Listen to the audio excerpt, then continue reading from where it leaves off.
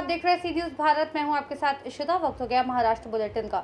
इस bulletin में बात होगी डोंबिवली की, जहां मन से कांग्रेस सहित सैकड़ों कार्यकर्ता भाजपा में शामिल हुए। साथ ही बात होगी नांदेड़ की, जहां राज्य के कृषि मंत्री माणिक राव कुकाटे को मोबाइल पर रमी गेम खेलते हुए देखा गया। ऐसी तमाम खबर पर करेंगे विस्तार से बात। डोंबिवली पश्चिम में आज मन से कांग्रेस और विभिन्न सामाजिक संस्थाओं के सैकड़ों कार्यकर्ताओं ने भाजपा का दामन थामा। ये प्रवेश भाजपा महाराष्ट्र प्रदेश अध्यक्ष व डोंबिवली के विधायक रविंद्र चौहान की उपस्थिति में हुआ।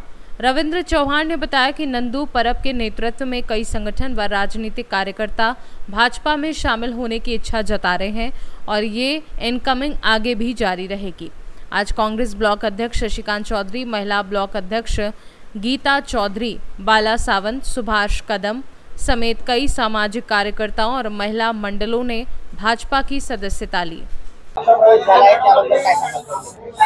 खरं तर डोंबिवली मतदारसंघामध्ये विविध सार्वजनिक गणेशोत्सव मंडळ असतील, नवरात्री उत्सव मंडळ असतील, या उत्सव मंडळामधून अनेक कार्यकर्ते, अनेक सामाजिक क्षेत्रामध्ये काम करणारे अनेक जण हे गेली अनेक वर्ष माझ्या निवडणुकांमध्ये माझ्या बरोबर असतात।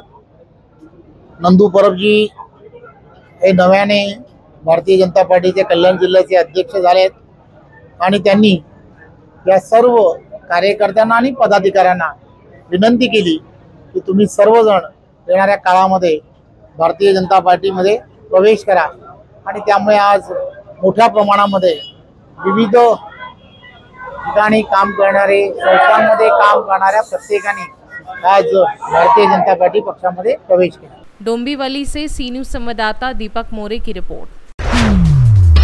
नांदेड़ में चल रहे विधानसभा सत्र के दौरान राज्य के कृषि मंत्री माणिक राव कुकाटे को मोबाइल पर रमी गेम खेलते हुए देखा गया। इस पर प्रतिक्रिया देते हुए नांदेड़ के खासदार रविंद्र चौहान ने सरकार पर तीखा हमला किया। उन्होंने कहा कि किसान समस्याओं के उत्तर देने के बजाय मंत्री रमी खेलने में व्यस्त हैं, जो दुर्भाग्यपूर्ण है। इसके साथ ही उन्होंने शक्तिपीठ महामार्ग को लेकर मुख्यमंत्री देवेंद्र फडणवीस पर भी निशाना साधा। राज्याचे कृषी मंत्री चक्क रमी खेळतानाचे व्हिडिओ व्हायरल झाले। आपण बघतोय मागच्या बरेच दिवसापासून, जेव्हापासून हे महायुतीचं सरकार सत्तेवर आलेलं आहे, कोण्या कारणाने महायुतीतील जे सन्मान्य मंत्रीगण असतील, आमदार मंडळी असतील, हे चर्चेत येत आहेत। आणि काल आपल्या माध्यमातून मला कळालं की महाराष्ट्राचे कृषी मंत्री सभागृहामध्ये चक्क रमी खेळताना आपल्याला त्या ठिकाणी व्हिडिओमध्ये पाहायला मिळत आहे। एक जबाबदार मंत्री जर अधिवेशनादरम्यान विचारलेल्या प्रश्नाचे उत्तर देण्याच्या ऐवजी जर अशा प्रकार जर होत असेल सभागृह, महाराष्ट्र हे सुसंस्कृत राज्य आहे असं आपण म्हणला जातो आणि अशा राज्यामध्ये असे प्रकार जर होत आहे ते अतिशय निंदनीय आहेत असं मला वाटतं। कारण ह्या सरकारला शेतकऱ्याविषयी अन्य प्रश्नाविषयी काही घेणं देणं नाही। यांना वेगळ्या वेगळ्या विषयामध्ये या ठिकाणी चर्चेला यायचं आहे।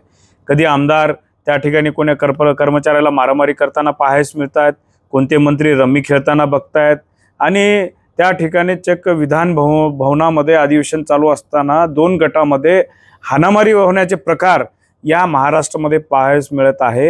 ह्याच्याहून असं चित्र दिसतं की ह्या सरकारला फक्त या ठिकाणी विधिमंडळ अधिवेशनाच्या दरम्यान एंटरटेनमेंट लोकांचं करायचं असं या ठिकाणी स्पष्ट या ठिकाणी दिसत आहे।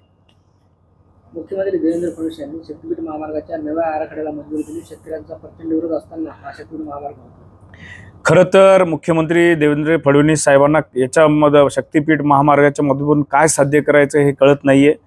बऱ्याच शेतकऱ्यांनी कोल्हापूरला माननीय आमचे काँग्रेसचे नेते सतीश पाटील, बंटी पाटील यांच्या माध्यमातून आंदोलन झालं। काल परवा नांदेड जिल्ह्यातल्या शेतकऱ्यांनी मालेगावला त्या ठिकाणी रस्ता रोको करून आंदोलन झालं। शेतकऱ्यांना विश्वासात न घेता या ठिकाणी जबरदस्ती आराखडा मंजूर करून त्या ठिकाणी शेतकरी आपला शक्तिपीठ मार्ग पूर्ण करणे हा मला वाटतं कुठेतरी मुख्यमंत्र्यांना काय साध्य करायचं याच्या मागचं नेमकं काय कारण आहे हे कळायला मार्ग नाही। शिवसेना पक्षप्रमुख उद्धव ठाकरे यांनी एका मुलाखतीमध्ये असा उल्लेख केलाय की जर स्थानिक वेगवेगळे निर्णय घेतले जातील स्थानिक निवडणुकांच्या बाबतीमध्ये, आणि त्याने असा उल्लेख केलाय की काँग्रेस स्थानिक पातळीवर स्वतंत्र लढणार असेल तर आम्ही पण लढू असं देखील म्हणलेले आहेत। नाही, आपण बघू शकता येणाऱ्या काळामध्ये स्थानिक स्वराज्य संस्थेच्या निवडणुका पार पडणार आहेत. त्याच्यामध्ये महापालिका असतील, नगरपालिका असतील का जिल्हा परिषद असतील, त्यामध्ये ही निवडणूक जी आहे ती कार्यकर्त्यांची निवडणूक आहे आणि कार्यकर्त्यांना जी इच्छा असते त्याच्याप्रमाणे इच्छुक भरपूर असतात. एका मतदारसंघामध्ये कार्यकर्ते इच्छुक असतात. त्यामुळं प्रत्येक पक्षाला आपल्या कार्यकर्त्याला ॲडजस्ट करण्यासाठी निश्चितच तारेवरची कसरत करावी लागते आणि यामध्ये आपलं पक्ष त्या ठिकाणी स्वतंत्र निवडणूक लढवण्याच्या दृष्टीने या ठिकाणी प्रयत्न करत आहे आणि त्याचाच एक भाग असेल की उद्धवजी ठाकरे साहेबांनी असं स्टेटमेंट केलं असेल. कारण प्रत्येक नगरपालिका असेल, महानगरपालिकामध्ये असेल, इच्छुकांची संख्या अधिक प्रमाणात असेल त्याप्रमाणे आणि युतीची काय शक्यता आहे येणारा काळ त्या ठिकाणी सांगेल. नांदेड़ से सी न्यूज़ संवाददाता शुद्धोधन हानवते की रिपोर्ट। बुलेटिन में फिलहाल इतना ही। देश और दुनिया की तमाम बड़ी जानकारियों के लिए देखते रहिए सी न्यूज़ भारत।